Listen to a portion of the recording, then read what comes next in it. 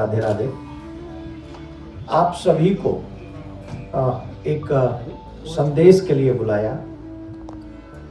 जैसा कि आप सभी जानते हैं कि हमने जब पिछली बार भोपाल में आए थे, जब यहाँ कथा कर रहे थे, उस समय हमने भोपाल में एक अनाउंस किया था कि हम यहाँ पर जो कृष्ण भूमि, जैसे राम मंदिर का निर्माण हो रहा है और अब तो राम मंदिर का निर्माण हो भी चुका है, तो हमने कहा था कि कृष्ण भूमि के लिए भी हम कार्य करेंगे। उसी को ध्यान में रखते हुए हमने 10 तारीख को प्रेस कॉन्फ्रेंस करी थी दिल्ली में, और वहाँ हमने कहा था कि भगवान श्री कृष्ण की जन्मभूमि के लिए श्रीमद् भागवत कथा 18 फरवरी से लेकर 25 फरवरी तक की जाएगी। 25 फरवरी को जिसमें सनातन संत संसद होगी और देश के तमाम संत, धर्माचार्य, प्रचारक, महामंडलेश्वर, जगत गुरु शंकराचार्य भगवान भी पधारेंगे, और वहाँ इस विषय का मंथन होगा कि कैसे भगवान श्री राम की तरह भगवान श्री श्याम सुंदर का, कृष्ण का, केशव देव जी के मंदिर का निर्माण हो सके। और हमने उस समय ये भी कहा था कि जो भागवत हम लाएंगे वो मथुरा कृष्ण जन्मभूमि से लाकर दिल्ली में कथा करेंगे, और उसके लिए हमने मथुरा प्रशासन से अनुमति मांगी थी जन्मभूमि जाने के लिए, क्योंकि मेरा ऐसा मानना है कि कोई भी असंवैधानिक कार्य हमें अपने जीवन में नहीं करना चाहिए। तो मथुरा प्रशासन ने हमें अनुमति नहीं दी है,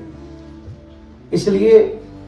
हम कोई भी असंवैधानिक कार्य नहीं करेंगे, हम नहीं जाएंगे,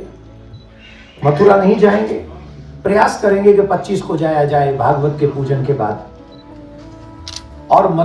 दिल्ली में कल से श्रीमद् भागवत कथा होगी। 7 दिन तक भागवत का संकल्प सनातनी लेंगे, और वो संकल्प होगा कृष्ण जन्मभूमि की मुक्ति के लिए,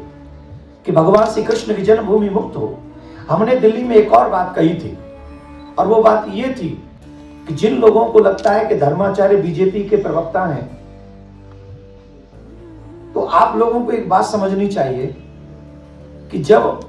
हम लोग सनातनी लोग हैं, धर्म को मानने वाले लोग हैं, हमें तुम्हारी तरह वोटों से तो कोई मतलब है नहीं, हम तो वोट देने वाले हैं। हमसे तो एक वोट है, कोई भी ले लो, लेकिन हम वोट उसको देंगे जो हमारी संस्कृति को आगे बढ़ाएगा, हम वोट उसे देंगे जो हमारे धर्म को आगे बढ़ाएगा। भगवान श्री राम का मंदिर बीजेपी ने बनवाया, तो इसलिए इस कथा में हम धन्यवाद ज्ञापन भी करेंगे बीजेपी का, मोदी जी का, जिन्होंने बीजेपी की सरकार रहते हुए, मोदी जी की सरकार रहते हुए सनातनियों को 500 वर्ष के कलंक से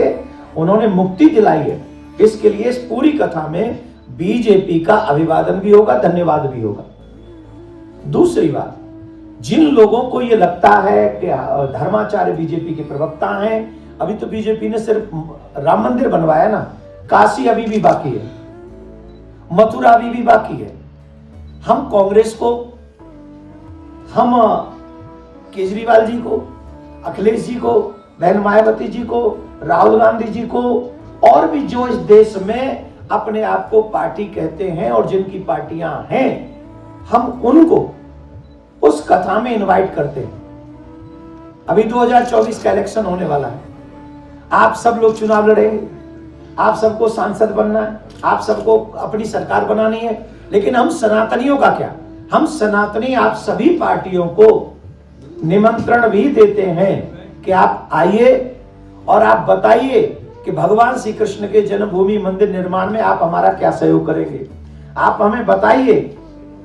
कि काशी विश्वनाथ के मंदिर के निर्माण में आप हमारा क्या सहयोग करेंगे। आप हमें बताइए जो बहन बेटियों के 36 टुकड़े हो रहे हैं, उन्हें आप कैसे बचाएंगे। आप हमें बताइए कि जो मंदिर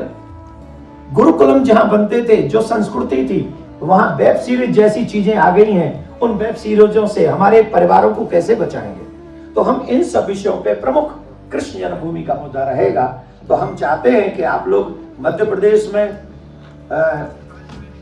बहुत भक्त रहते हैं, सनातनी लोग रहते हैं, हम आप लोगों के माध्यम से ये निवेदन करना चाहते हैं मध्य प्रदेश के लोगों से कि आप लोग भी 24 और 25 तारीख को अपने कृष्ण की जन्मभूमि की मुक्ति के लिए, चाहे 2 दिन के लिए सही, अगर हो सके तो 7 दिन के लिए, अगर संभव ना हो तो 2 दिन के लिए आप वहां पहुंचे और संकल्प लेके कथा सुने कि ये जो कथा का फल है वो इसलिए होना चाहिए कि हमारी कृष्ण भूमि मुक्त हो जाए और भगवान श्री कृष्ण के मंदिर का भव्य दिव्य निर्माण हो। तो ये आयोजन पड़पड़गंज दिल्ली में होने जा रहा है, जहां उत्सव ग्राउंड में ये कथा होगी। तो आप लोग सभी जितने भी लोग देश में सनातनी हैं, जब जब जिसको चाहे एक दिन के लिए आप पधारें और भगवान श्री कृष्ण के जन्मभूमि मंदिर के निर्माण में आप अपनी भी एक आहुति दें और सब सनातनी एक हों, इसके लिए आप सभी को कष्ट दिया है। राधे राधे।